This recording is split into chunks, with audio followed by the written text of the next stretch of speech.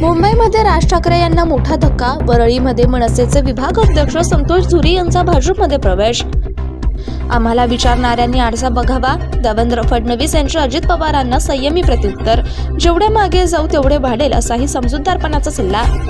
बालेकिल्ल्यासह अनेक जिल्ह्यांमध्ये मुख्यमंत्री फडणवीस यांच्या सभांचा धडाका. नागपूरमध्ये 2 सभा तर धुळे आणि जळगावमध्ये करणार रोड शो. लातूरमधून विलासरावांच्या आठवणी निश्चितच पुसल्या जातील. रवींद्र चव्हाण यांचं वक्तव्य. आठवणी पुसणारा निर्माणच झालेला नाही. सकपाळांनी पटकारलं तर अमित देशमुखांकडूनही निषेध. मुंबई महापालिकेसाठी आज काँग्रेसचा जाहीरनामा प्रसिद्ध होण्याची शक्यता. ठाकरे बंधूंच्या संयुक्त मुलाखत. राऊत आणि महेश मांजरेकर यांच्यासोबत संवाद. येत्या 8 तारखेला मुलाखत होणार प्रदर्शित. पुण्यातल्या वाहतूक कोंडीवर फडणवीसांनी शोधला उपाय. पुण्यात 54 किलोमीटर बोगदे बांधण्याचं आश्वासन. 32,000 कोटींचा खर्च अपेक्षित. छत्रपती शिवाजी महाराज पाटीदार होते. केंद्रीय मंत्री CR पाटील यांचं वक्तव्य. शिवरायांना गुजराती करण्याचा प्रयत्न. राऊतांचा हल्लाबोल.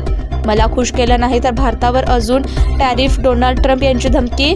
भारत असाच व्यापार करत असेल तर अजून कर लादू असा इशारा.